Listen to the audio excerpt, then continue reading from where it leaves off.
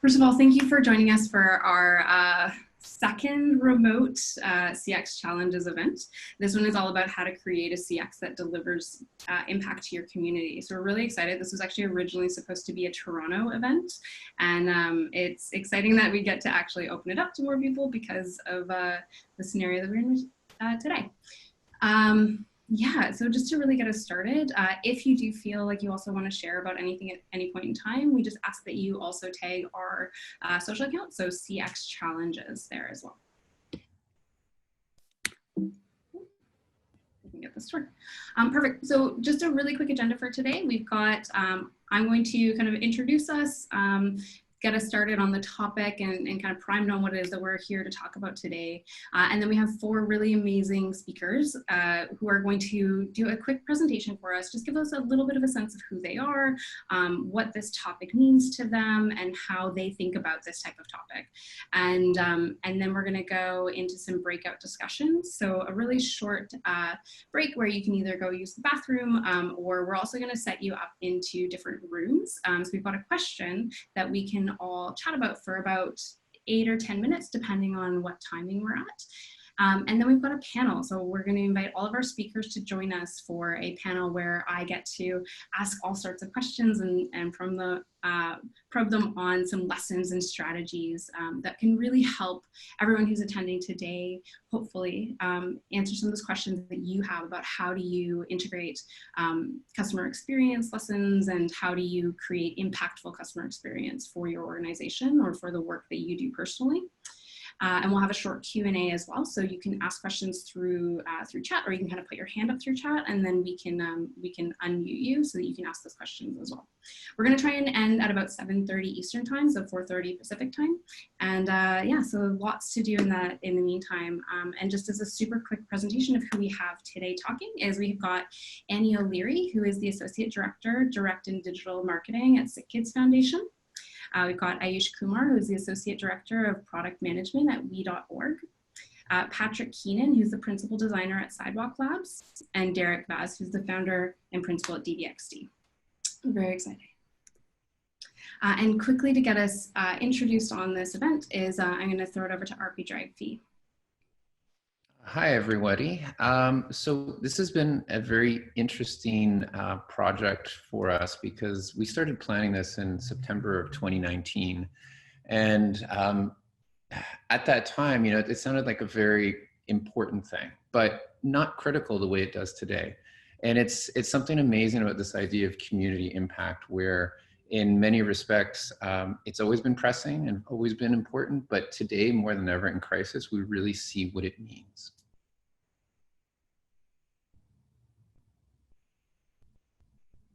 Now, why it means more today, more than anything, is this idea of the coronavirus. It's really transformed how we look at things, but there's a cycle to that. And this cycle requires us to really understand how to better deliver impact in this crisis. But this cycle, you know, it started with fear and reactiveness. And, you know, for many of us, that was like the end of March. That was a time when we weren't sure what was happening. We're kind of in this honeymoon right now of collectiveness. This is a time when we're seeing the impact. We're seeing people rise up. We're seeing a new way of doing things, and it's really exciting and inspiring. But coming out of this, what's important is as the virus and the crisis lessens, there are a ton of opportunities. There's opportunity for proactiveness. And I really hope that one of the pieces that comes out as conversation today is this sense that we can look at this not as a crisis, but as an opportunity to really transform faster, more effectively, and more empathetically than we would have wanted to ever before, because we can imagine new ways of doing things. But we need to temper that a little bit, because there is a lot of evidence, a lot of modeling that says that part of that preparedness and that proactiveness may be necessary, given that there likely will be a resurgence of this crisis. So part of the vision today is how can we take what we've learned that allowed us to be adaptive in the moment and enable us to really prepare and give us a strong foundation as we go forward. Now, internally at PH1 Research, our firm, it is important for us, and this is something that's really been top of mind. I know a lot of us have changed the way we work. We've changed what we're working on. You know, in the consulting world, there's a lot of priorities that have really shifted. But for us, what this has become has been an opportunity to really understand what makes organizations more adaptive. What can we do to better understand from a customer perspective and an employee perspective what organizations can and should be doing to remain more adaptive and survive a public health crisis at that. Really, we're going to be providing free resources to help organizations rise from this. And part of this is a series of webinars that we're going to be doing. You can see those down there. So May 6th, we're doing one about the second wave. We'll have a variety of speakers on that. And part of this is imparting the lessons that we've heard during our research, but more importantly, it's to understand the current state of where we will be when a second wave may happen, and what are the opportunities that could come out of that? What are some of the resiliency methods that can come out of that? May 20th, we're going to be doing one specifically about education. So if you aren't aware, education is going through a huge disruption. Not only did they have to stop classes, they had to rush through rapid innovation exercise, which has a lot of holes in it, but their funding structure is all broken. Some of their students don't have the money to go to classes. It's really going to transform how people look at universities overall, and it could be very dangerous in terms of this current young generation. Then on June 3rd, we're going to look at one about tourism and hospitality, and that's an area we're very passionate about. A lot of our work is in that area, and they've been decimated completely. And part of the next stage for them is to go from reactiveness to proactiveness, to understand what people need when they start traveling. What are the fears that they're going to have? How can they adapt to that? So I look forward to going on this journey with you. And if anyone does have recommendations on people we should be researching, case studies, interviews, we'd be happy to. We really just want to get a toolkit and disseminate that. Thanks. All right, thanks, Arpi. Perfect. So, you know, why are we here? Why is it important to create a customer experience that delivers impact? So the thing is that we, you know, Arpi talked about it a little bit about this change in terms of how we're looking at work, how we're looking at organizations. But I think that we were already there. Like, we were already really having to rethink this classic old model of the way of doing things. You know, if you look at charities, it was all about, you know, getting donations, doing fundraising, really having this, this kind of like tried and true method. It's, you know, we have a cause, people like the cause, they want to support the cause, they'll give us money. You know, when it comes to education, it was very much about, well, you need an education, you need that diploma or that degree to be able to get a good job and to continue on. And, you know, retail and the way that we look at how we even talk to customers, or how we gauge when customers are happy, when they're satisfied. So, you know, over the past couple of years, I would say we've really started to have to rethink some of those. And a big part of that, and why we wanted to do this event, is not only because the way that people are utilizing technology, the way that customers are wanting to engage with organizations that they believe in is changing, but more importantly, because of this idea. You know, I think it was like 2 or 3 years ago that all of these articles and, you know, the McKinseys and all of these consultancies were coming out and saying, millennials, this is what millennials want. It's all about impact. It's all about, you know, how do you engage them on a values-based standpoint?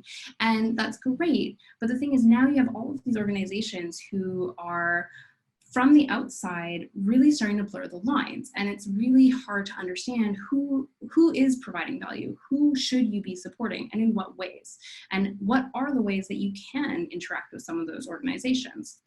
So what we wanted to look at is, you know, not only how are charities and foundations looking to create impact, but how are brands also doing that? And what is it that we can learn from the changing expectations of customers to really create that delineation between who is doing something that's worth getting behind and supporting versus who is kind of just talking about it to be able to meet that bare minimum.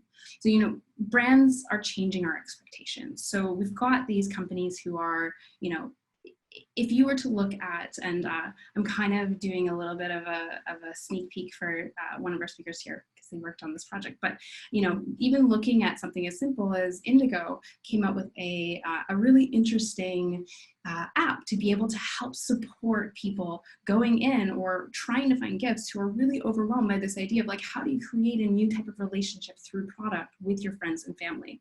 But really then you also have things like Talkspace or Headspace, who, all the space apps, who are coming in and trying to say like, invest in yourself, invest in your emotions, invest in how we, how you view your own personal satisfaction through what you're doing in your life. When you look at things like G Adventures, who actually originally was supposed to be speaking at this, and unfortunately because of the decimation of the industry had to back out, they're really looking at like, how do you learn from some of these, they're a for-profit company that was looking at how do you learn from some of these kind of like voluntourism and gap year programs, and how do you create this once in a lifetime thing that's actually feeling really exciting and empowering and enables people to be a part of a bigger world. There's a lot of similarities in how they're talking to people, and so it's hard to understand that gap between what used to be very different experiences, and they now really are kind of overlapping with each other. And even something as simple as looking at things like Vancity. So for people who are not from Vancouver, Vancity is the largest credit union in the area, and their whole thing is this idea of make good money. It's we want your investments because we reinvest that back into the community. But then you have something like Wealthsimple, where it's they don't have that component, but yet they're still really trying to say like, build up your money slowly, build it in a way that's humanistic and compassionate. We want to empower you and we're here for you. And they're really closing that gap that banks used to feel very cold, it used to feel very transactional. And so they're really trying to say, you know what, we're here, we're a small community too. What do we do about that? So as customers and as consumers, what does that mean for us? Like, what do we understand about this all? And especially right now, when you look at things like the impact of COVID-19 and how it's really changing how people aren't really consuming right now. It's not really a consumption time. And so these companies that would normally be all about, retail, transportation, e-commerce, they're looking at how do we take it a step back and really make it about being there in the time of need in a human way for their customers, for their employees, and they're really taking over that kind of like charitable space, that foundation space. Uber is offering grants to service industry people. Aritzia is making 100% of their profits right now, all going back into paying their staff right now because they've been trying to not have to lay anybody off. And things like Shopify is also putting in small business funding. They're doing a number of different things to try and empower their small businesses that are using their platforms so that they don't have to shut down. So what does this all mean for us right now? What is this about this conversation? It's that the way that we can differentiate and we need to differentiate right now is through that intentional customer experience and employee experience that can create the impact. And that's how, I think that's really what we're going to hear about today is how are these organizations creating a meaningful impact that differentiates them from the noise that's in that industry or in their industry, and really how can you do that as well? How can we be more meaningful and purposeful in the work that we do to create that impact as well through our customer experiences? And with that, I'm going to pass it over to people that are on the front lines of this, that are really working day in and day out. So I'm going to start with Annie O'Leary, who is with SickKids Foundation. So I'm going to, hopefully this transitions smoothly where I stop sharing and you're able to share your presentation now. All right, let's try this out. Okay, here we go. And let me know if you can see my screen yet. Yes, we can. All right, perfect. I'll just throw into presentation mode. Unless that won't work. Sorry, everyone. There we go. All right. Good. So thank you both Brittany and Arpi for opening this up and some of the great conversation you've already started, and also for just giving me the opportunity to share some work from SickKids. And nice to meet all of you virtually. Hopefully next time or in a few times it'll be in person. So what I wanted to do today was just talk a little bit about a campaign that we ran last year. In thinking about the theme of this discussion today, I wanted to give an example of something that was a campaign we ran, but that also allowed us to really connect with our donors and really be part of our community and use something happening that was socially relevant as an opportunity to connect with our donors. I don't have too long with you, so I'm just going to jump right in. So for those of you on the call, I would imagine most people have heard of SickKids Foundation. We support SickKids Hospital, which is one of the largest pediatric hospitals in Canada. Also, certainly on a global scale, SickKids is pretty well known. Our mandate really is just to raise money to help fight childhood illness. So everything we do centers around that. And community is a huge part of what we do. So we have a lot of different types of communities. We have sort of our patient community. We've got a huge monthly donor base of supporters that are also part of our community. So anything we do, really, we try to tie it back to how are we engaging all of our different communities and how are we making connections and making people feel like they're part of something. So I am on our direct and digital marketing team. My role is to oversee a couple of different programs, but one of those programs is our mass marketing, of which we have a few different types of campaigns. So we have core campaigns, which are seasonally based campaigns that happen throughout the year. So things like our holiday campaign or our spring campaign. We've actually canceled our spring campaign and we're doing something for COVID, so a bit different this year. But then we also have reactive campaigns, which are where we take an opportunity to touch on something that's either culturally or socially relevant, to use it as an opportunity to, as I said, connect with our donors, but also to raise some money for an important cause. So this opportunity that we're talking about today is relating to last June, where certainly for those of you in Toronto, you would remember this quite well, I would hope. This was when the Toronto Raptors, so that's our NBA team, made it into the NBA finals for the first time in history. So it was a huge culturally relevant moment in Toronto and in Canada in general, because it was just such excitement and momentum, and it was really just a huge event for the city. So it was already something that people were talking about and that was huge. And for those of you from Toronto, you would recognize our mayor, John Tory. So John Tory is a huge Raptors fan, but also a big supporter of SickKids. So because of John Tory, we actually had a bit of a unique opportunity with the Raptors playoffs, where he threw down a challenge against the Golden State Warriors. So the challenge he had was against the city of Oakland, and it was more of an off-court challenge to see which city could raise the most money for a good cause. And fortunately for SickKids, the cause he chose for Toronto was SickKids Foundation. So we only found out about this challenge, I think it was a day, maybe 2 days before it even happened. So we really didn't have a lot of time to react. So what I thought I would do in the few minutes that I have you is one, bring you through a little bit about how we went about throwing this together really quickly.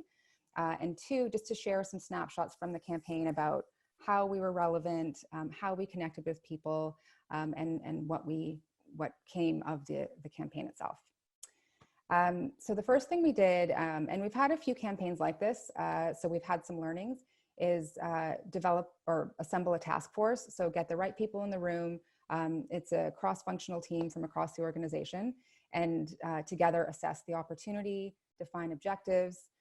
We have a few different foundation teams that this was important for. So certainly from a PR and brand standpoint, there were some considerations. Obviously, from a marketing and fundraising standpoint, we wanted to establish some goals and figure out a plan. And then it was also a really big opportunity from a corporate partnership standpoint. Second, beyond like the fundraising component, is for anything like this, what's really important for us as well is what we're doing for patients in the hospital. So we saw this as a really neat opportunity to create an experience for the kids that are at SickKids. So then we kind of went into a really quick process of developing a communications plan, coming up with a roadmap for how we would accomplish this campaign. And as with any campaign, we always go into it using insights that we've learned from previous campaigns. So showing the need is always really important for us. And that means, visually showing a patient who's being treated at SickKids. As with any campaign, we should always be setting a target or a goal. Any of you that are on the call that are in nonprofit would know that a matching gift really drives engagement. So we felt that was an important piece of this campaign. Urgency is another one. So with this campaign, we created some deadlines and asked donors to give by a certain date. We find that that's an effective tactic. Also, demonstrating impact is important. So whether that's talking about what's been done in the past or saying how we will use these funds, that's an important part of campaigns for us. And then with this particular campaign, leveraging socially and contextually relevant topics was obviously a huge opportunity. So what was important for us was figuring out what is our voice in this, how are we relevant, why does SickKids matter in this, and figuring out how we communicated that in a concise way. So off the bat, we established a couple of important partnerships. Samsung really stepped up to the plate. I'll go into a little bit more about what we did with them in a few slides, but they offered, they gave a donation, and then they also offered to help with some of the activations we did in the hospital. And then Maple Leaf Sports and Entertainment, they were also a huge part of the campaign. I mean, the Raptors is part of Maple Leaf Sports and Entertainment, but they gave a donation as well, and they did a huge amount of amplification for us as well. So they were also important partners for us. One of the first things we did is we updated our homepage. So we applied some of those best practices. You can see on the right-hand side of the screen, we had a ticker that had what our goal was and where we were against the goal. That actually changed throughout the campaign. So it started at 25,000, and as more and more funds came in, we kept increasing that goal. But we also tried to include other things like what the match was, sort of trying to show that community spirit of having Toronto in the background. So we really tried to keep this clean and concise and simple, but include some best practices. We also developed a couple of emails that were deployed as part of this campaign. So we wanted to make sure that our donors, like our donor base, was aware of how SickKids was part of this and what this challenge was, and making sure everybody felt like they were part of it. It drove over half the revenue that we saw from the campaign. So certainly very successful from our standpoint. And again, we were trying to leverage some of those tactics that we know work so well. We tried to have it be, have a patient in the image as well as something that was a theme for the campaign. So the Raptors are big supporters of SickKids, and they visit SickKids. So we have lots of great pictures and material to draw from. We also, when people clicked donate now, they were brought through to a landing page that was specific to this campaign. That's Fred Van Vliet. So he's one of the Raptors players. And as I said, they've done a lot of work with SickKids. So he'd been in campaigns with us, and we had all these great assets we could use. So that was the landing page. A big part of this and how we connected with people and how we made our donors feel like they were part of the conversation was through social media. So we were certainly very active on our organic channels. So we were, tweeting and posting about it daily. We also were doing some paid boosts so that we could reach net new audiences. And, we would, as any of you would probably employ with your own campaigns, we were using a lot of different targeting techniques so that we could find different audiences to engage and uncover where there might be, new donor opportunities. A big, huge part of the success of this campaign was just all the amplification through, big names like John Tory and, different members of the Raptors were retweeting and reposting things. Samsung was also very active in social media, but also we had a ton of just like individual donors and people and basketball fans and sort of people from all over that were retweeting it and amplifying that message. So a lot of the way we got messaging out wasn't necessarily through paid channels. It was actually people who just thought it was really cool and wanted to be part of it and were amplifying the messaging. So social was a really important part of this campaign for us. There's also more traditional channels. So broadcast media. We're fortunate in that we're a kids hospital. So a lot of other, media outlets want to be part of it. So we're just in a fortunate position where a lot of these media companies will say, oh yeah, we'd love to do a segment on it. So that certainly worked to our advantage here in getting the message out. Similarly with print media. So these are a couple of screen grabs from the Toronto Star, which is one of the larger newspapers in Toronto. But the best part of all of this, so for those of you that are on the call that are from Toronto, you would recognize this. Anyone who's not familiar, this is called Jurassic Park. And this is for any of the Raptors games that happen, even outside of the playoffs. If you don't have a seat in the arena, you can watch from right outside. So there's a big screen that airs the game. And certainly during the playoffs, it was just crazy. And there was so much energy and all these fans would come to every game and everybody would be dressed up. So it was kind of a big part of the excitement about the Raptors finals. So we were able to create our own Jurassic Park at SickKids. So for us, this was one of the best parts of this whole thing was Samsung really stepped up, as I said, and they brought in a ton of screens and they brought swag bags and we had stadium seating and there were, special visitors like you can see here, John Tory, our mayor, that came and visited. And so it was just a really, really cool experience and a way to make this about the kids at the hospital. And we had all the media there for these pictures, as you can see, but when the game started, all of the media left and the kids were allowed to just be normal kids with their families and enjoy the game and get into the excitement that the rest of the city was feeling. So that was something that we were really excited about. And obviously the Raptors won. So that was another great thing that happened. I mean, that was how the whole thing started. So we were obviously so thrilled that they won as well. So just in my last minute here, I wanted to share a few takeaways, both from, why the campaign was successful and also what we learned from it. So the campaign raised over $250,000 between both fundraising revenue as well as some of the revenue from the corporate partnerships. And that's in a 1-week time frame. So we were thrilled with the results. We also saw a lot of new donors, which is something that we struggle with, and it's a challenge for us. So any opportunity to bring in new donors, especially monthly donors, because those are really important for us in long-term sustainable revenue. So 8 new monthly donors. Again, as I just shared with you, it was such a great, meaningful experience for kids at the hospital and one that a lot of those kids will never forget. So that was another huge win. And then I think going back to the theme of this, it kind of enhanced the momentum of what was happening in the city. And it allowed us to feel like we were part of the discussion and part of the culture. So that was important for us as well. In terms of what we thought helped us with this campaign and what allowed it to be successful, obviously the brand strength is a huge one. And that isn't something you can plan in a campaign. It's something that SickKids works on consistently. And it's a really important thing for us. So that obviously helped us with this campaign. Speed to market was key. Having a task force with the right people on it. As I said, with the social media, that was a huge way to amplify messaging and getting the right partners involved and having people pass the message on for us was key.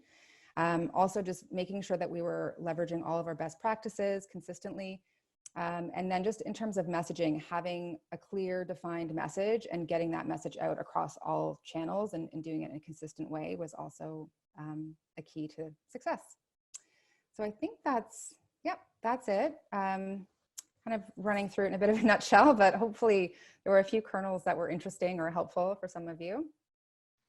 Yeah, and thank you so much, Annie. And I also just want to let everyone know we are recording this as well. So we'll share this with everyone who attends afterwards. So you'll have access to all of this as well as Annie generously putting her email address up there. So if you have additional questions that we don't get to today, then feel free to just hold tight and you'll get that soon enough as well. Yeah, knowing that it was just a short presentation, I thought if anyone wants to reach out to me afterwards, if you have questions, I'm more than happy to spend some time later. Perfect. All right. Well, thank you, Annie, and we'll be coming back to you again in our panel in a little bit. In the meantime, now we have, we're going to hear from Ayush Kumar, who is the Associate Director of Product Management for Me to We, the social enterprise arm of the We charity. Thank you, Brittany. I'm trying to share my screen. Let me know when you guys can see it. We can see it. Perfect, perfect. Thanks for the introduction on the topic, and thanks for putting this together. Hello, everyone. It's definitely not similar to kind of meeting face to face, but yeah, let's try this out. So yeah, what I'll do is I'll try to briefly talk about what our organization is very briefly. And then I'll also try to get on to the topic of today's discussion around how can brands leverage this space. And I'm working kind of very closely in that space as well. So yeah, would love to discuss it. So starting with We. So we is basically an organization which is a mix of a not-for-profit and a for-profit organization. So we charity is 25 years old. And what we do is we help communities break the cycle of poverty in the developing nations, primarily India, China, Kenya, and Ecuador. And we help them with across 5 pillars: water, food, education, health, and opportunities. So this is We Charity, and on the Me2We side, it's a social enterprise, and primarily 3 things we do. First is we have an online platform for teachers in Canada and USA primarily, also a bit in UK, to kind of access content for free to teach the students on experiential learning, so that they can support the causes that they relate with. It can be anti-bullying, it can be whale saving, whatever they relate with. They can choose to do it. The second thing that we do is we retail socially conscious products, which are manufactured by the communities we support. For instance, chocolates and coffee being manufactured by the communities in Kenya. So we on one hand we give them opportunity to kind of be employed and manufacture these products, and on the other we retail them in again primarily Canada and USA, online through an e-commerce store and through offline distribution as well. And thirdly, we also help brands develop a sense of purpose beyond making profit, which is kind of the core of discussion today. So I'll try to come back to this later. But yeah, and this is what we does. Like there are many things we do, but these are the major ones. Like on the left, you see We Trips. So you can take a trip to Kenya or India with us, with your family or friends. So this is Natalie Portman on a We Trip to Kenya. On the top right, you see kids using our content to kind of learn in experiential learning. And on the bottom right, you see Malaya on a We Day. Basically, We Day is a platform to celebrate all the efforts of kids that they have put in their communities. So there are no tickets that we charge for this event. It's all free. You have to earn your ticket as a student by actually impacting communities. So we have We Days across the globe, and I think almost every month. We used to have. Now, obviously, they're paused. Yeah. So yeah. Now, switching gears into closer to today's topic. So, why should businesses care, right? So, a couple of things that were mentioned earlier, which were because consumers themselves are getting more socially conscious, right? So yeah. Basically, it can be 2 things. I'm struggling with this. Give me a moment. Yeah. So basically, they can be 2 things. Either as a business, you are genuinely altruistic, or you care because your consumers care, or maybe it can be both, right? So it can be any reason, but yeah. So that's the first critical question that every business faces, and why should we care? So yeah, whatever reason it is, many businesses we are seeing now are crossing this chasm. However, the more challenging questions are the next 2, which are, okay, now that we know that we want to do something, what do we do? How do we do it? And then how do we measure it, right? So I'll try to delve deeper into these 2 questions. First is, how do we do it? Obviously, there are many ways people are doing it, but from my experience, I have kind of seen things happening in 3 primary buckets. The first is you donate and you talk about it, right? So for instance, we have this social media campaign with Chartwells Canada, and yeah, they kind of provided 1.7 million healthy meals to the most people who like to the people who needed it the most. So yeah, that's one way in which people kind of approach it. And now this has existed since a long time, and the owner of these kind of campaigns or intervention on the brand side used to be corporate social responsibility teams, CSR teams. However, if we observe the trend now, most generally, it's because my consumers are caring for socially conscious buying, and that's why I should care. So the owner of the consumers in a brand or in a company is not CSR, is marketing, right? So now when you switch switch hats from CSR to marketing, then you see the bucket 2 and the bucket 3 coming in. So the second bucket is you attach impact with products, right? So for instance, Warby Parker says, you buy a pair, we give a pair. This is Brita water bottle. You buy a bottle and you are enabling an access to 1 year of clean water for a person in Kenya. Or if you're an e-commerce platform, you can choose to give extra discounts to your consumers if they're donating, or you can give them an option to round up their checkout amount with for charity. And the third one is where you really pick a cause and really incorporate it in your DNA. Obviously, there's a wide range of use cases. I've picked random 3 for our discussion today. Starbucks says that our coffee is 100% fair trade, right?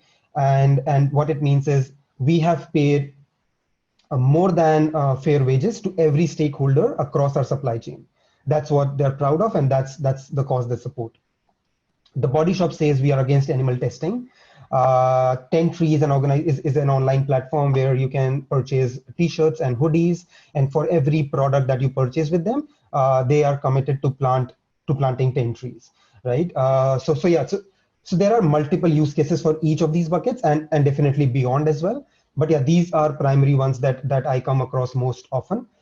And as a brand, if you think which one of these feels the most genuine, which one of these feels like, if we were to do it, consumers will trust us genuinely and, kind of start loving our brand from that perspective.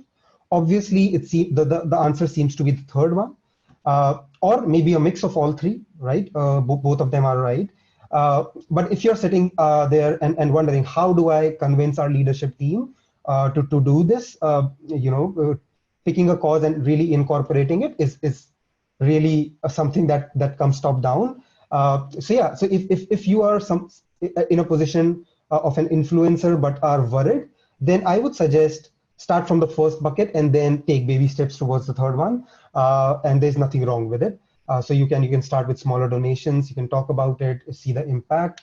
You can start then to attach impacts with your products, and then move towards the third bucket or all of them altogether. So as an organization, we do things across these 3 buckets. So we kind of support organizations if they want to do any of these 3 things.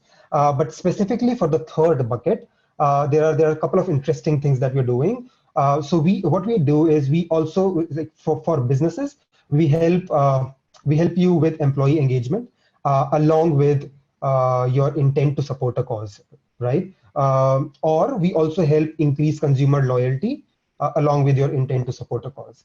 And on a B2C side, we are exploring a potential platform where consumers can kind of discover socially conscious brands, right? So some of them are already available, some of them are still in concept stage. But yeah, these are some cool things. And in the interest of time, maybe I can answer or delve deeper more into them as a part of Q&A. And the next question, how do we measure it, right? So suppose we convinced the right people to do it, but how do we measure it? So then the thing to note is it's 2 sides that we have to measure. First is the impact on business, and second is the impact on communities. So the business depends on what you did. So like, if you increase consumer loyalty, so basically the metric that you would track would be retention. And generally it's because it's not a typical A/B kind of an environment where you can do an A/B test. Maybe you measure it before versus after, or you do it only with one product and compare the results with the other products who act as a control group. Or you do it only in one geography versus others. Obviously, it's not as scientific as an A/B test, but yeah, nonetheless. Then impact on sales, impact on employee engagement through surveys or brand lift studies. Facebook allows it very intuitively, or else third-party agencies like Nielsen. So that's the business side. Then the impact on community side. So there's this nuance. You might be seeing these 2 words, outputs and outcomes, right? So outputs is something which I would say not many charities or not-for-profits are good at, but they are getting to it. So for instance, you as a brand invest money with a charity, they would potentially come back to you and give you data saying these many meals or these many homes have been built, these many gallons of water has been provided, right? So that's the output of your action. However, the problem is no one's really talking about outcomes. And just to bring out that nuance, so if you as an organization relate to a cause of homelessness, then the problem you're trying to solve is homelessness, right? Uh, Building homes is one of the things that you could do, not the only thing, right? So if you ran a campaign, obviously you built say 100,000 homes, but did you actually impact the problem itself, the homelessness problem? Or if the hunger was problem and you provided meals, did you solve the problem of hunger? I don't know, right? So for-profit industry never talks about outcomes. So like LA Fitness as a gym will always talk about the number of subscribers. They will not talk about how many people are now living a better life or better health life because of them being there.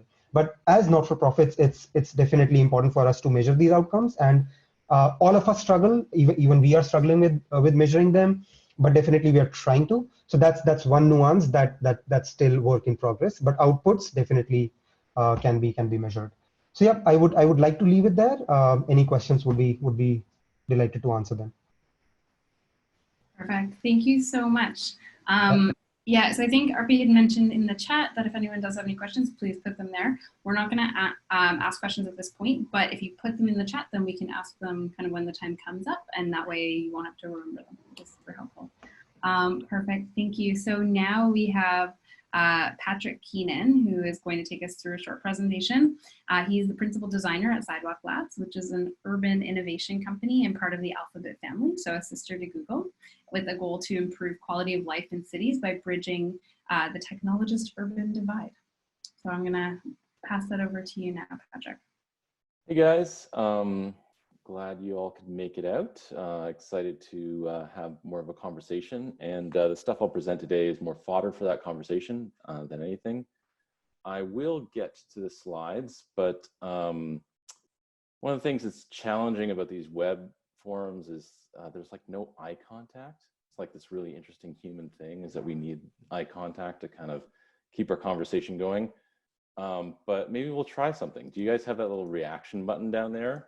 Do you want to like hit that reaction button and hit like a little clap? Is that working for people? Yeah, all right, cool. Let's, do you want to hit the little thumbs up there? People can do that? Sweet.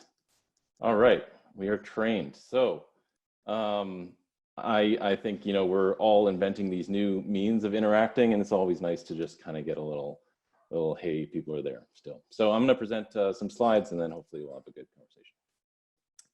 Cool. So to talk about what I'm up to. So Sidewalk Labs is, as mentioned, an urban innovation company. And I thought the comment about outcomes versus outputs was a really good one. It's something we talk about a lot at Sidewalk because we've been established really to drive these outcomes. So whether that's unaffordable housing, longer commutes, extreme weather, increased inequality, these are kind of like the silent growing crisis in our cities, not as apparent as something like COVID, where you see it all at once. But it's something that's really sort of degrading quality of life for folks and really limiting our possibilities as like a human race. So these are the things that we've been set up to tackle. Sidewalk itself was started as a bet under Alphabet. So our sister company is Google, and Waymo, self-driving cars, sort of health, Google Fiber are all sort of bets under this umbrella. And this is to say, like, you know, Google and Alphabet are pretty big companies, but as an organization, we have a very focused mission, which is focused on cities and making them very much people-centric and leveraging the best of digital technology to do so. So you can see that, especially in our team. If you kind of just stalk people on LinkedIn, you'll see that a lot of the folks from Sidewalk are not from tech at all. They're folks who have been involved in things like the High Line, or in Toronto, things like the Bentway, former public servants, urban planners, designers, architects, and then also we have the tech side. So the sort of more traditional product designer is what I am, coming from Facebook and Google before, but also other folks from other companies. And really what we're aiming to do in Toronto first is show a new model for inclusive growth. So we've heard about organizations that are really dedicated to impact through a nonprofit model. And we want to show that building sustainable cities, inclusive cities, and beautiful cities to be in can be a profit-making endeavor so that more people can do it. So that we can show that, hey, you can build a sustainable building cheaper than, say, building a giant concrete tower. And so, part of the plan is really to accelerate development rather than waiting years, decades for new technologies to come to market, like tall timber, as shown here. We want to show that this can kind of be proven to be a worthwhile innovation, and we want to accelerate the building of it. We also want to build a lot of housing. You can look at housing affordability as a problem of gentrification.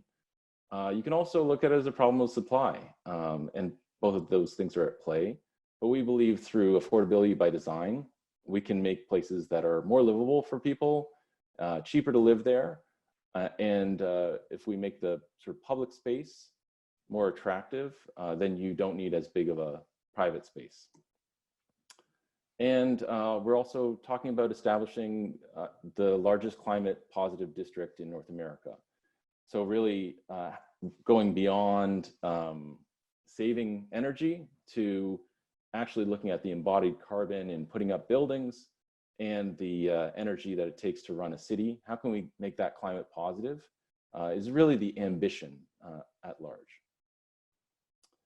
And then also seeing the cities as they are, as a hub of innovation, making that more possible for other companies to build on and innovate in the urban context.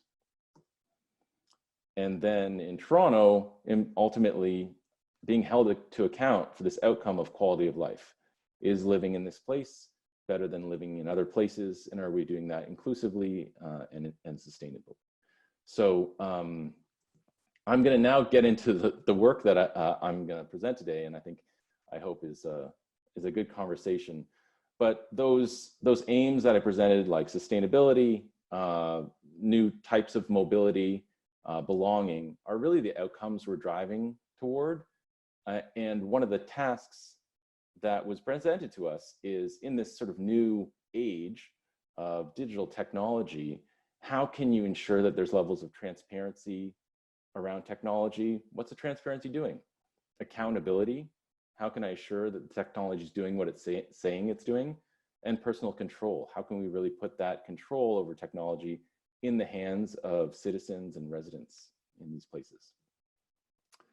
So I think this is a bit of a different take than the other presentations, in that what I'm talking about is community as a way to co-design solutions. So involving people in the process from the beginning and coming up with solutions, not unlike what we're doing today, is having a conversation and then showing progress on where we got. And I guess that's quite similar to actually sort of fundraising, in that you have a goal, you're all trying to work towards, you're giving feedback along the way, and you're celebrating the outcomes. So this was a project that we did last year. It's called Digital Transparency in the Public Realm. And really, you can kind of see the stages here, but we started with research, surveys to understand how people think about technology. And then we had these charrette-style sessions, like this webinar we're having here, and then prototyped, and we sort of went through that cycle. So getting feedback again and coming out with a solution. So I'll talk about the solution from last year and then talk about how we're building on it for this year. So one of the pieces of that solution was to put up signs to let people know how technology is working in the environments around them. We think that this is really key. And to the point of outcomes, we think if any technology is integrated into an environment, it should have a purpose. And so you can see these black icons are the purpose, whether that's accessibility, energy efficiency, health, etc. And we had sort of a iconographic language for that. And then we applied that signage to our own office space. So these are signs in 307 in Toronto, which is on the lakeshore, and just demonstrating how that system might work. And that system then goes to sort of a digital tool where you can see the data flow, how it's stored, how it's used, and ultimately give feedback about how you feel about that usage. So having this sort of system in mind, one might say, well, we're finished, let's just launch it. But we actually felt it was important to do some research to see how people reacted. So we worked with an inclusive user testing group called Grit Toronto, and they really just get a representative sample of folks from Toronto and bring them into a lab and see what they think about sort of new technologies or products. So we got folks into a lab and said, you know, is this useful for you? Let's say there's an energy sensor nearby. How would you inspect it? How would you see what it's doing? And what do you think about seeing the flow of data, and do you get what you need out of it? We shared these sort of 3 scenarios with folks. One about planning. So sort of using a kind of sensor to see who's crossing the road, so that we can have like a more adaptive crosswalk that can wait for you until you get across to the other side. We talked about a use case around a train station and sort of getting to where you want to go. And then we talked about energy saving in a mall context. And you know, what we got out of that was that there was mixed feelings about data usage, but people really cared about the benefits for them. And they wanted very actionable information. So it was nice to know like what data is being stored, but what they really cared about is things like the crosswalk, something that's going to do something for them and help them in their goals. And this isn't a huge surprise, but I do think that sometimes when we don't get out there and talk to people, we kind of maybe miss the larger chance to improve people's everyday life. And that's sort of a much bigger impact. In the same way, you know, we heard about monthly donors is a really big deal. It's part of people's lives, and doing that with the technology around you, it's got to be something where you find a use often with it. So out of that process, we came up with this taxonomy, and I think, you know, using visual language and the language of design can really simplify complex topics. I don't know how many people have like read your terms of service when you sign up for an iPhone or a new web app, but it's a lot of text. And so even making something visual can go a long way. And so next up, we're kind of looking at ways that people can inspect the system and see what it's doing, perhaps seeing through the eye of the camera to see what it's looking at and how it sees the world, or just sort of getting a map of all the sensors around you. And we're also building out, I think this is where the challenge is, because a lot of our work, and we talk about community, is community of people and users, sort of people in the space who are going to be there every day, may not know what homomorphic encryption is, but want to live in a secure world where they feel like their, you know, privacy is being respected. And then we have another community, which is really people on the forefront of privacy preservation, engineers, policy people. And so what this project allowed us to do is sort of take the experts' notions of how technology should work, bring that to the people on the street, see what their goals are, and then bring that back to the privacy experts. So sort of moving between those two communities to come up with a better outcome. And yeah, so this is a couple scenarios that we landed on more recently. One is you're in a mall and you want to check out those sustainability sensors, and rather than just saying we're saving energy, actually showing people a graph of how much energy we're saving and giving them a chance to participate. So this is just kind of a wireframe of how that interaction would work.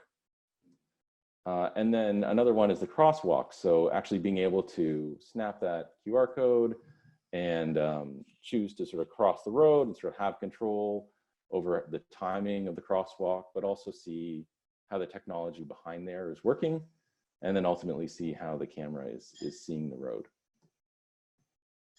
And then the third concept is a sort of experience where you're able to go to the mall and access special features. So we put these in front of people just to see what they would be into. Do you want to get discounts for recycling stuff? Do you want to share your preferences around temperature? And so this was a great gauge. And again, what we found is at the forefront was a sort of immediate benefit for folks, and they wanted a third-party organization to assure that the data was being respected and dealt with in the correct way. So these are just a couple quotes. I appreciate this, focusing on safety instead of speed. In the first session, I didn't get the temperature would change, but now I see the numbers. So making things visual and accessible to folks was really important. And then also making sure that there's this sort of entity behind it, whether that's the mall or the location, was important. And then in terms of opting into things like lost and found or virtual outfit change, people wanted those benefits to be really clear, but also to inspect how the technology itself was working. So hopefully that sort of demonstrates how one might do some research in a more traditional way with a small group of people, but also bring those prototypes and insights to a larger group of experts, take some feedback and iterate. And I think if there's any sort of takeaway for me from this work, it's that both groups can help each other, because, you know, the end consumer, like I don't know too much about technology, but it does give me great ease to know that there are functioning organizations looking out for me, who can know, you know, what to look for. For example, engineers assuring that the building stays up. I don't want to worry about that, or that the electrical system is up to code. So you need that expert perspective, but at the same time, you know, I want these systems to work for me and it to be easy to turn on and off the thermostat. So without that perspective on the end user and how they're going to use the technology itself, those policymakers and folks in governance may not know how the sort of guardrails to put projects like this under. So that's a project. I'm happy to sort of talk more about the wider Sidewalk mission and such, but I do hope that this is a conversation. And thanks very much. Perfect. Thank you so much. That was really interesting.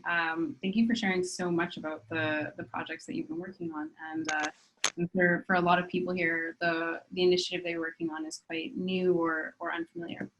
So now we've got Derek Bass, who's the founder and principal at DVXD, a design studio partnering with influential leaders to create socially impactful brands and products. So I'm going to throw it over to you. Thank you.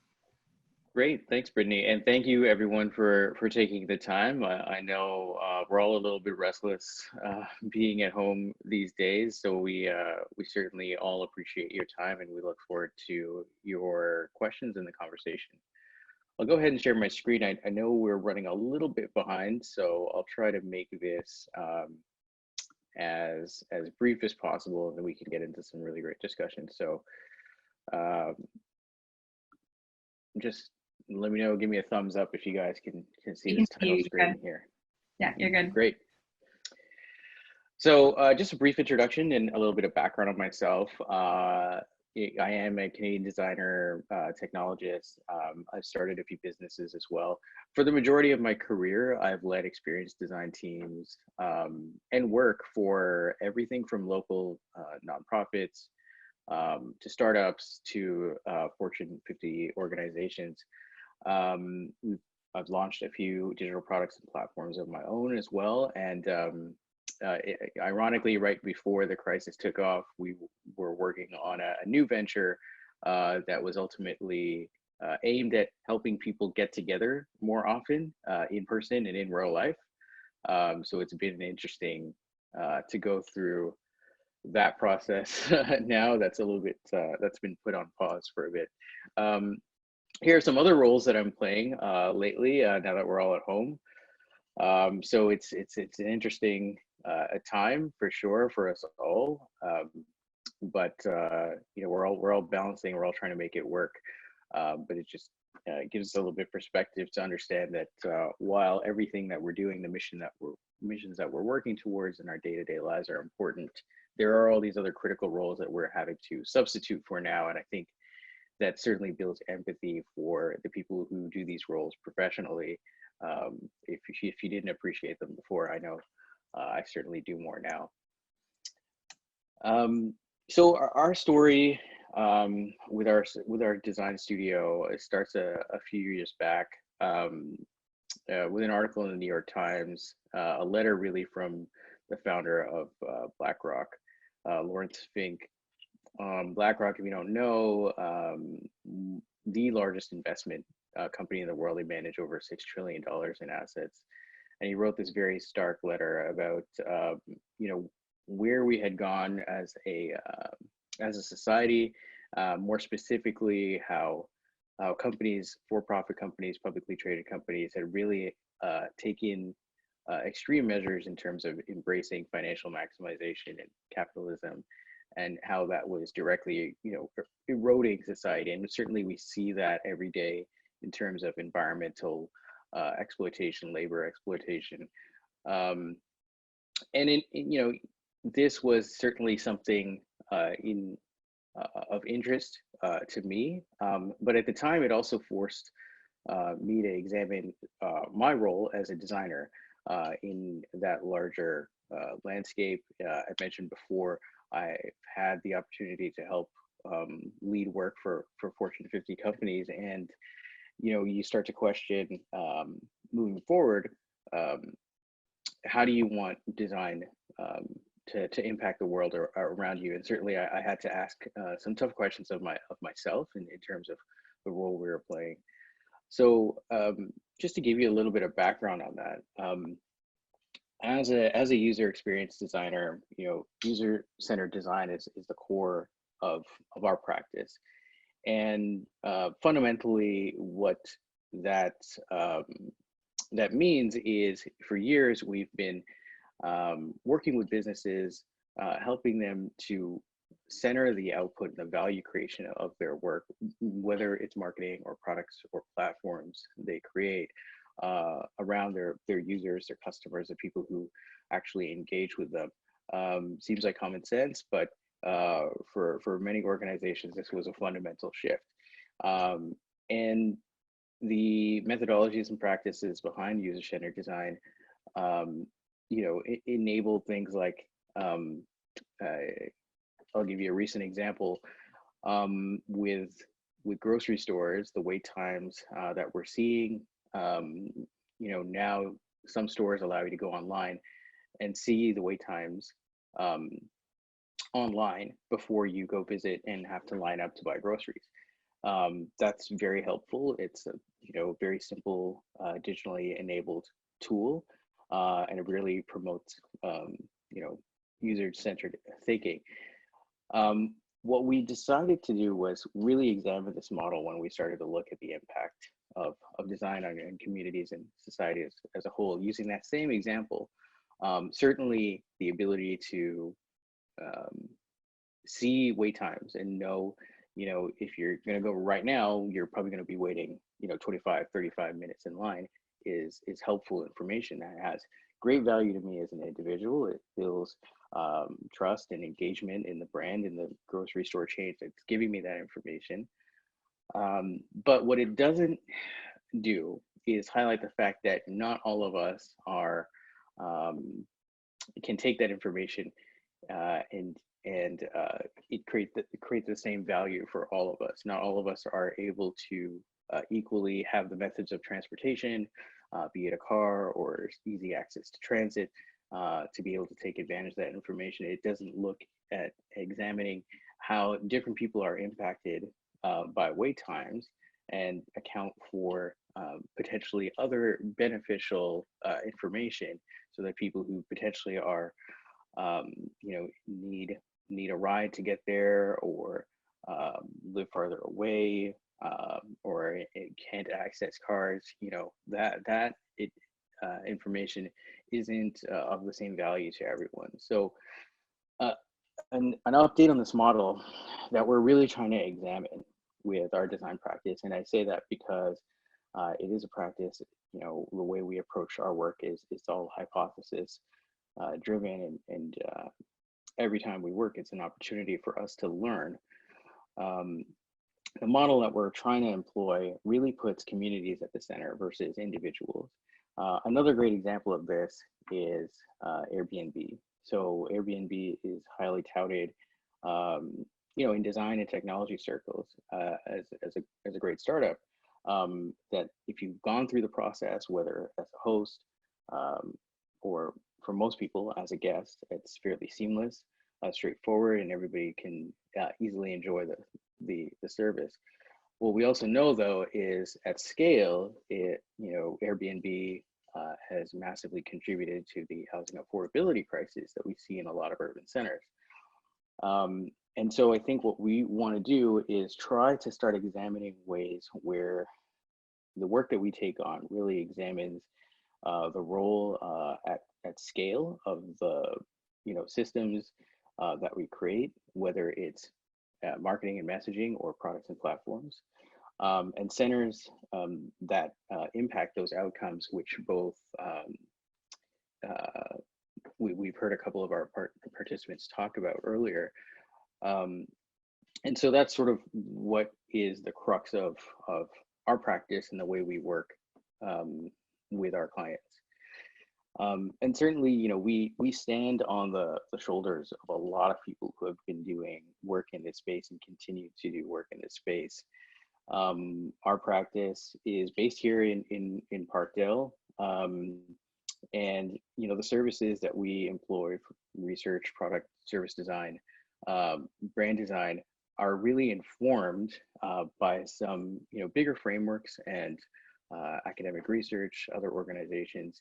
We look at the work that SickKids Foundation is doing, that we is doing, the Sidewalk.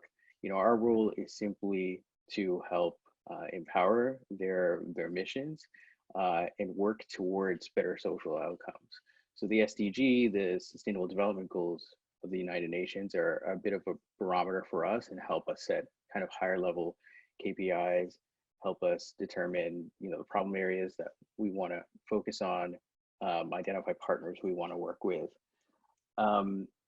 Hildreth England leads Plus Minus, which is an initiative out of the MIT lab that really examines the role of technology and how it can marginalize certain groups, and looks at how we can evolve user-centered processes to be more inclusive. And the Design Justice Network, who is really examining fundamentally the role of designer and processes that really center the most marginalized people first. So anybody who's familiar with accessible design practices would know that this is sort of an extension of that, where we look to, when we design, we look to center those first who might be most impacted by the work, design for them first, and then design for the larger groups. So I would certainly look at, recommended looking at the work of both of these organizations. It certainly helped us and continues to inform us in the way we work. I just want to talk now, very quickly about a couple of projects that we've worked on. It was mentioned before that we did partner with Indigo to help define the concept and bring to market of Thoughtful, which is a simple platform for gift giving.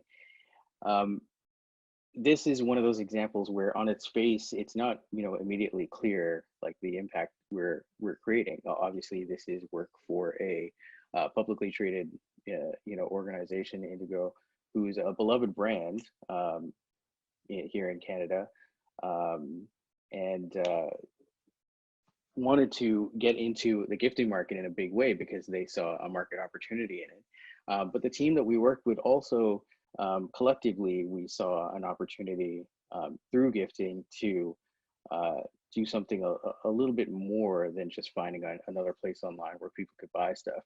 From the outset, we were very focused on eliminating bad purchases, especially in e-commerce. And some of the metrics that we set from the beginning were, reducing the rate of returns. Returns in e-commerce, if you look into it, has a dramatic impact in terms of carbon footprint. So bad gifting is bad for the environment. And the way we were gifting in terms of product set being simply more things that can be produced or gifted, the majority, or a significant portion, not the majority, but a significant portion of the product catalog is experience focused. So rather than sending tangible things, you know, you're participating in experiences together.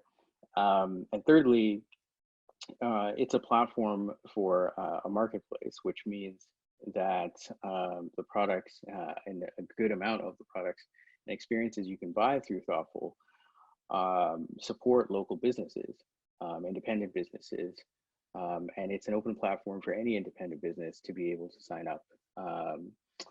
And all of that wrapped up together, you know, ultimately we wanted to create something that was celebrating something that connects people, which is gifting. So I think this is an example of something that's a little bit on the fringe, and it shows how you know, considering impact in the process of developing a new brand, even for something that doesn't immediately feel like it's making an impact, can do so behind the scenes. And so we're you know, ultimately we do believe government, nonprofits have, you know, some of the biggest roles to play in shaping society for the better, but certainly so do businesses. And you know, our role is try to be a change agent behind the scenes to help develop processes, systems, products, and platforms that really bring that to life. The next example of a partner we're working with, this is an example of something that's a more explicit form of impact, is working with Maria Ressa. So Maria Ressa is a global press freedom advocate. She's the founder of Rappler, which is the third largest digital news organization in Southeast Asia. And in the end of 2018, she, along with a few others, you know, in the press, were named as the People of the Year. Maria's reporting from her time at CNN to now the founder of Rappler has always scrutinized authoritarian power, and certainly her reporting of leadership in her home country of the Philippines has put her in the spotlight. She was arrested 8 times last year, and you know, most of these charges are quite fraudulent and are an example of the persecution she's facing. It's really an honor for us to be able to work with her and serve her mission. Maria's belief is that she's done a lot of work in this space, being the canary in the coal mine, talking about the impact of social media, the impact of misinformation in some of the larger social tech platforms that we use every day. And you know, behind the scenes works with an incredible data science team who, combined with her history of investigative journalism in rooting out and identifying terror cell networks. You know, you can look up some of the documentaries that Al Jazeera has done on her and her work in this space, but it's really remarkable what she's able to show, and how early she was raising the flag about how technology can be misused to dramatic outcomes, whether it's swinging elections or just slowly over time manipulating people at large. With Rappler, Maria really believes the role that news has to play isn't just about informing people, it is about finding ways to activate them in their community and drive civic engagement. So the work we've been doing together is been going on for over a year. We kicked off in Manila in January of last year, working to completely re-platform Rappler. And I'd love to share that work. It was actually supposed to be launched fairly recently, but with obviously the climate we're in, we've decided to just delay that launch. I can share, you know, this is going to be impossible to read, but that's partly purposeful because this is sort of behind the scenes proprietary research. But we kicked off our engagement with really doing a deep examination of where the news can and does drive towards civic engagement, but mostly where it fails. I'm sure many of you, read the news every day and become passionate about some of the issues that you read about, but ultimately, that passion very few times actually translates into action. And so it's been an incredible honor, as I mentioned before, but an incredible challenge to try to understand how a news platform can really drive toward community development, community engagement, and examining, those two different worlds and the behaviors of individuals, readers, partners, nonprofits, and NGOs in this entire ecosystem to find a way to create something where we do drive newsreaders towards civic engagement. So we're looking forward to that launch. And with that, I'll turn it over so we can get started on the discussion. I will say, again, thanks to everyone for your time. One thing that we do at DVXD is we host office hours, now virtual office hours, on Fridays for people who are looking to get into experience design, and specifically for those who are in underrepresented groups. You can feel free to book a half an hour session with myself or one of our design directors. So yeah, with that, I'll kind of turn it back here, and we look forward to the discussion with everyone. Thank you so much, Derek, and thank you to all four of you.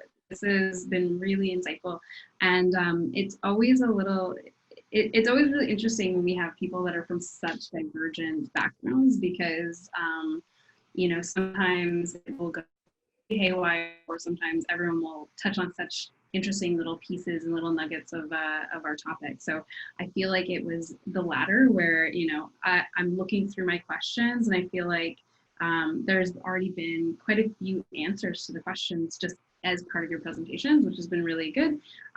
Also, we're super behind, so what I'm going to do is, rather than a regular panel, I'm pivoting.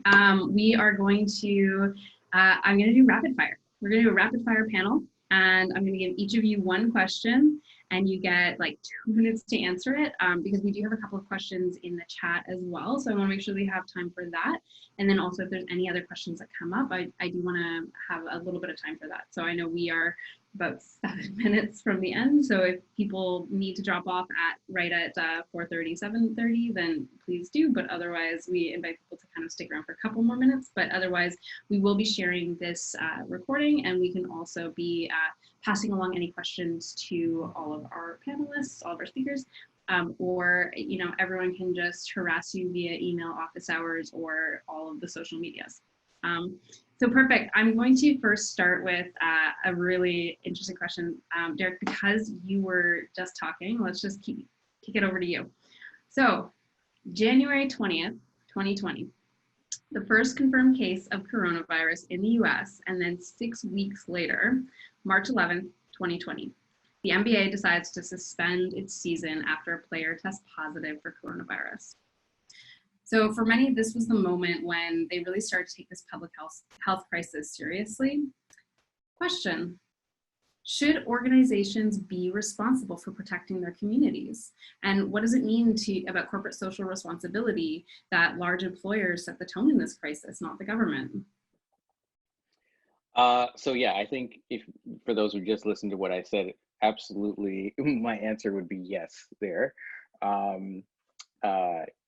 In terms of setting a tone, I want to be careful here to say that I think we're in a place of society where there is a lot of expectation on corporations and on businesses to have impact on society. But I also recognize that in many countries, that is the outcome of years of erosion of the role of government and the important role that government plays in regulation. So I don't want to discount that. You know, I think we see that coming up every day when we talk about labor exploitation or, you know, minimum wage laws. We're seeing that now in this crisis in terms of like how frontline workers or, you know, people who are so critical now, the people who are most critical to keeping our society running are often the most marginalized. And definitely government has a role to play in regulating there. And of course, you know, corporations, like I do wonder often, what is the stick that will help keep organizations at least in line to treat their employees better.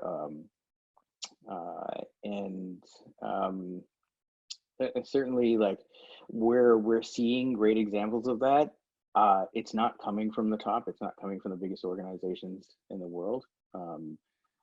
It's coming from more local community and smaller businesses.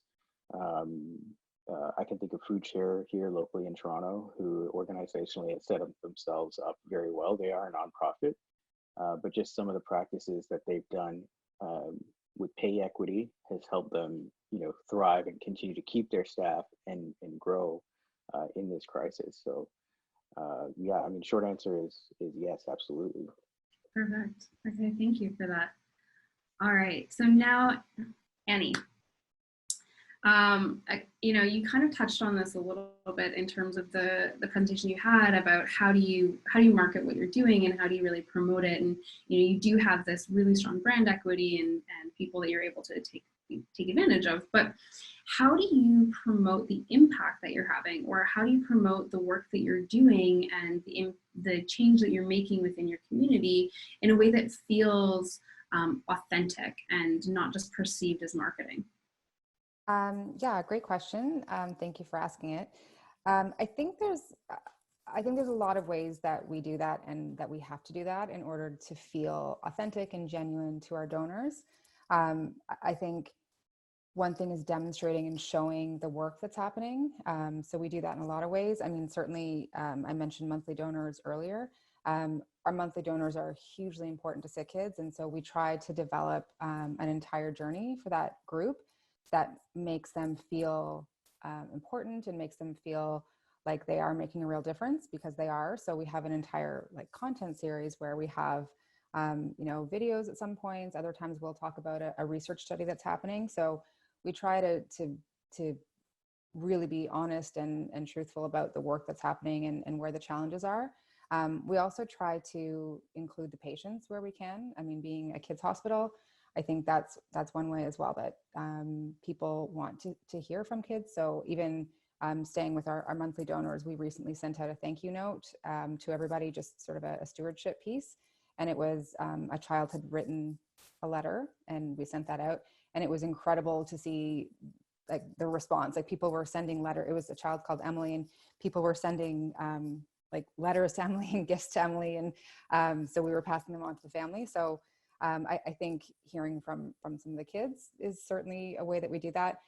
We also have different types of audiences that want to hear and learn about different things. So we have like different speaker series that would have subject matter experts that we offer out to, you know, different levels of donors. But, you know, if people are interested in learning about the research that's happening, we try to make that information accessible so that people can see the impact and some of the incredible work that's happening, and even work that's not specific to children. So like Alzheimer's, for example, there's a lot of work happening around young children who are, you know, 1 or 2 years old, and the way that their memory works and how that might be relevant for what we can understand about how the brain functions. So I think also just really demonstrating the benefit that SickKids brings just as a service within our society. So yeah, I think there's a lot of different things that we need to be doing, because not everybody needs to hear the same kind of information to know that SickKids is doing good in the world and that SickKids deserves their donor dollars. So I think, yeah, creating a lot of different content, reaching a lot of different audiences through different channels. So really segmenting, but also it sounds like there's just a deep kind of organizational mentality of how do we look to be more innovative and look for ways to provide value that are not just the core offering as well. So it seems like it's quite like foundationally Yeah, and I think like also one of the programs we have, and I know we're running out of time, so I'll just make this really brief, but we have a program that's targeting young people, and we engage some of our major gift donors or mid-level donors for their children, and we have it's called Giving 101, and it's about how you can get younger kids involved in philanthropy. So I think that's another really cool way of engaging different audiences and different groups, and really helping kids at a young age to understand why it's important, why philanthropy in general is important, and how they can make a difference. Great. Yeah. So I think there's a lot of interesting tidbits from that other types of organizations can pull or tease out of that as well, which is great. So thank you for sharing about that.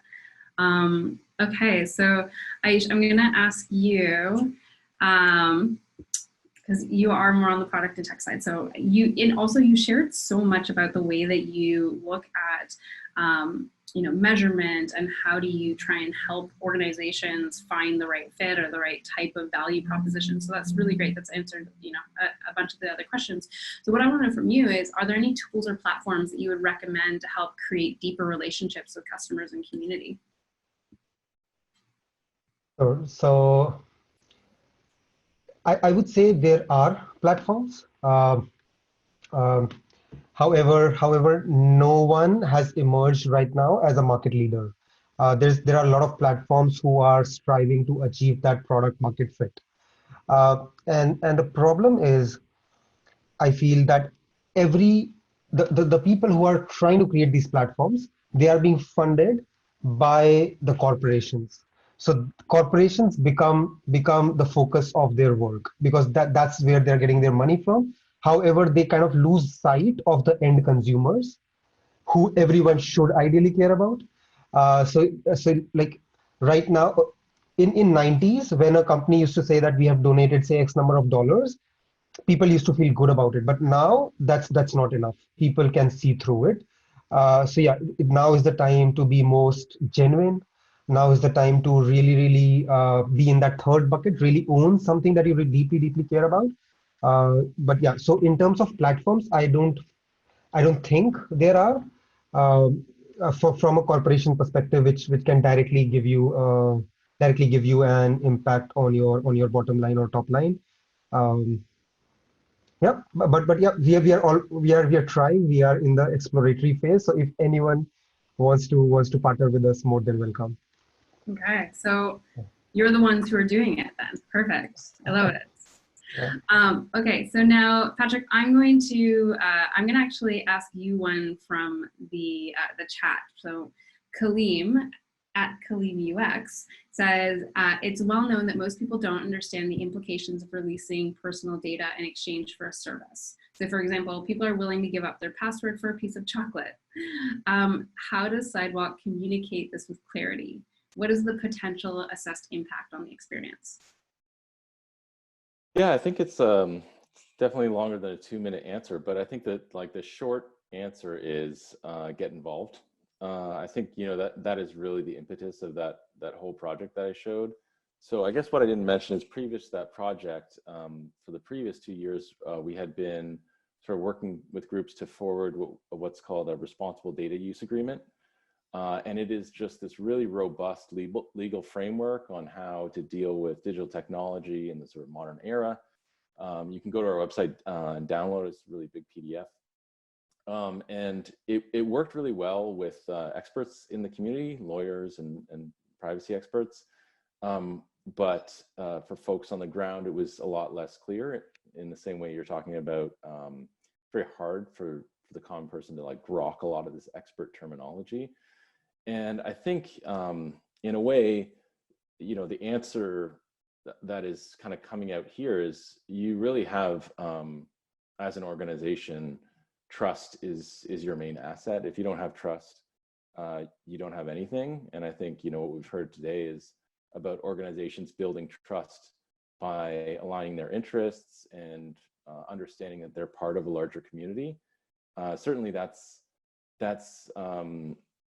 my intention with the co-design project, is to involve folks and make this a conversation, be really clear that we don't have all of the solutions.